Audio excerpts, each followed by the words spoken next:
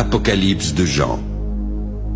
Révélation de Jésus-Christ que Dieu lui a donnée pour montrer à ses serviteurs les choses qui doivent arriver bientôt.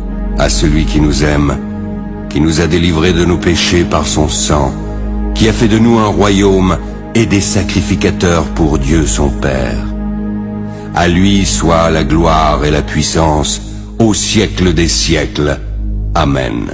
Moi, Jean, votre frère, qui ai pris part avec vous à la tribulation, au royaume et à la persévérance en Jésus, j'étais dans l'île appelée Patmos à cause de la parole de Dieu et du témoignage de Jésus. Je fus transporté en esprit au jour du Seigneur. Je suis l'alpha et l'oméga, dit le Seigneur Dieu, celui qui est, qui était et qui vient, le Tout-Puissant. Et j'entendis derrière moi une voix forte, comme le son d'une trompette qui disait « Ce que tu vois, écris-le dans un livre et envoie-le aux 7 églises, à Éphèse, à Smyrne, à Pergame, à Thyatire, à Sardes, à Philadelphie et à Laodicée. » Et voici, une porte était ouverte dans le ciel. Je me retournai pour connaître quelle était la voix qui me parlait. Je vis alors 7 chandeliers d'or. Et au milieu des 7 chandeliers, quelqu'un qui ressemblait à un fils d'homme, vêtu d'une longue robe et portant une ceinture d'or sur la poitrine. Voici, je me tiens à la porte et je frappe. Si quelqu'un entend ma voix et ouvre la porte, j'entrerai chez lui. Je souperai avec lui et lui avec moi, de la part de Jésus-Christ, le témoin fidèle, le premier-né des morts, le prince des rois de la terre. Voici, il vient avec les nuées et tout œil le verra, même ceux qui l'ont percé. Toutes les tribus de la terre se lamenteront à cause de lui. Oui, Amen. Puis je vis le ciel ouvert, et voici parut un cheval blanc. Celui qui le montait s'appelle Fidèle et Véritable. Il juge et combat avec justice. Il lui a été donné de se revêtir d'un lin fin, éclatant et pur. Car le lin fin, ce sont les œuvres justes des saints. Les armées qui sont dans le ciel le suivaient sur des chevaux blancs, revêtus d'un lin fin, blanc et pur. Puis je vis dans la main droite de celui qui était assis sur le trône un livre écrit en dedans et en dehors, scellé de 7 sceaux. Voici le lion de la tribu de Juda.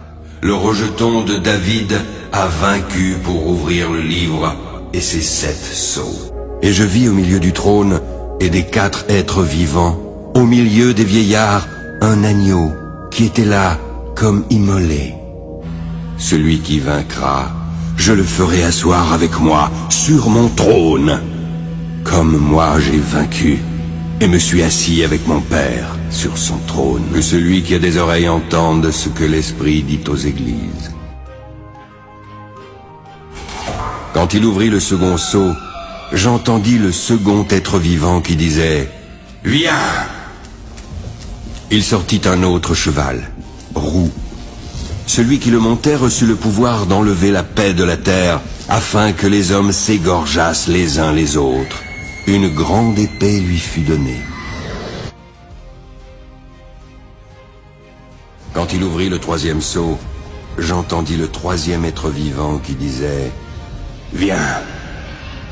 Je regardai, et voici, parut un cheval noir. Celui qui le montait tenait une balance dans sa main. Puis j'entendis au milieu des 4 êtres vivants une voix qui disait « Une mesure de blé pour un denier et 3 mesures d'orge pour un denier, mais ne fais point de mal à l'huile et au vin. » Quand il ouvrit le 4e sceau, j'entendis la voix du 4e être vivant qui disait « Viens !» Je regardai, et voici, parut un cheval d'une couleur pâle. Celui qui le montait se nommait la mort, et le séjour des morts l'accompagnait. Le pouvoir leur fut donné sur le quart de la terre pour faire périr les hommes par l'épée. par la famine, par la mortalité et par les bêtes sauvages de la terre. Quand il ouvrit le 5e sceau, je vis sous l'autel les âmes de ceux qui avaient été immolés à cause de la parole de Dieu et à cause du témoignage qu'ils avaient rendu. Ils crièrent d'une voix forte en disant: « Jusqu'à quand, Maître saint et véritable, tardes-tu à juger et à tirer vengeance de notre sang sur les habitants de la terre ?» Une robe blanche fut donnée à chacun d'eux. Il leur fut dit de se tenir en repos quelque temps encore, jusqu'à ce que fût complet le nombre de leurs compagnons de service et de leurs frères qui devaient être mis à mort comme eux. Ils chantaient un cantique nouveau en disant: « Tu es digne de prendre le livre et d'en ouvrir les sceaux, car tu as été immolé et tu as racheté pour Dieu, par ton sang, des hommes de toute tribu, de toute langue, de tout peuple et de toute nation. » Il y avait une grande foule que personne ne pouvait compter. De toute nation, de toute tribu, de tout peuple et de toute langue. Ils se tenaient devant le trône et devant l'agneau, revêtus de robes blanches, avec des palmes dans leurs mains. Ils criaient d'une voix forte en disant: « Le salut est à notre Dieu, qui est assis sur le trône, et à l'agneau !» Ce sont ceux qui viennent de la grande tribulation. Ils ont lavé leurs robes et les ont blanchies dans le sang de l'agneau. C'est pour cela qu'ils sont devant le trône de Dieu. Et quand il ouvrit le 6e sceau, il y eut un grand tremblement de terre. Le soleil devint noir comme un sac de crin, la lune entière devint comme du sang, et les étoiles du ciel tombèrent sur la terre, comme lorsqu'un figuier, secoué par un vent violent, jette ses figues vertes. Quand il ouvrit le 7e sceau, il y eut dans le ciel un silence d'environ une demi-heure. Je vis les 7 anges qui se tiennent devant Dieu, et 7 trompettes leur furent données. Les 7 anges, qui avaient les 7 trompettes, se préparèrent à en sonner. Le premier sonna de la trompette, puis il y eut de la grêle et du feu mêlés de sang qui furent jetés sur la terre. Le tiers de la terre fut brûlé, le tiers des arbres fut brûlé, et toute l'herbe verte fut brûlée. Il jura encore qu'il n'y aurait plus de temps, mais qu'au jour de la voix du 7e ange, quand il sonnerait de la trompette, le mystère de Dieu s'accomplirait, comme il l'a annoncé à ses serviteurs, les prophètes. C'est ici la persévérance des saints qui gardent les commandements de Dieu et la foi de Jésus. J'ai reçu les pleins pouvoirs dans le ciel et sur la terre. Allez donc dans le monde entier, faites des disciples parmi tous les peuples. Baptisez-les au nom du Père, du Fils et du Saint-Esprit. Apprenez-leur à obéir à tout ce que je vous ai prescrit. Et je suis moi-même avec vous chaque jour, jusqu'à la fin du monde. Heureux dès à présent les morts qui meurent dans le Seigneur. Oui, heureux, car leurs œuvres les suivent, et ils se reposeront. Ils revinrent à la vie et régnèrent avec Christ pendant 1000 ans. Les autres morts ne revinrent point à la vie jusqu'à ce que les 1000 ans fussent accomplis. C'est la première résurrection.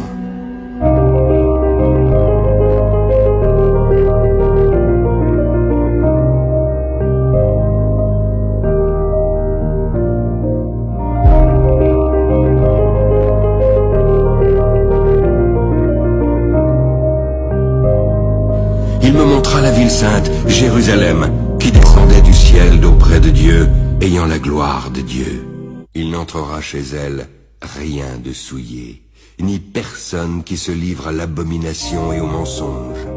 Réjouissons-nous et soyons dans l'allégresse, donnons-lui la gloire, car les noces de l'agneau sont venues et son épouse s'est préparée.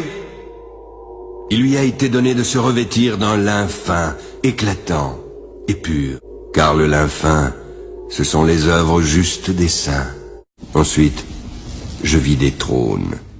À ceux qui s'y assirent, il leur fut donné le pouvoir de juger. Puis je vis un grand trône blanc, et celui qui était assis. La terre et le ciel s'enfuirent devant sa face, et il ne fut plus trouvé de place pour eux. Alors je vis les morts, les grands et les petits qui se tenaient devant le trône. Des livres furent ouverts, puis un autre livre fut ouvert, celui qui est le livre de vie. Les morts furent ensuite jugés selon leurs œuvres, d'après ce qui était écrit dans ces livres. Je suis l'alpha et l'oméga, le commencement et la fin. À celui qui a soif, je donnerai gratuitement de la source de l'eau de la vie. Celui qui vaincra héritera ces choses. Je serai son Dieu et il sera mon fils. Mais pour les lâches, les incrédules, les abominables, les meurtriers, les impudiques, les enchanteurs, les idolâtres et tous les menteurs, leur part sera dans l'étang ardent de feu et de soufre, qui est la seconde mort.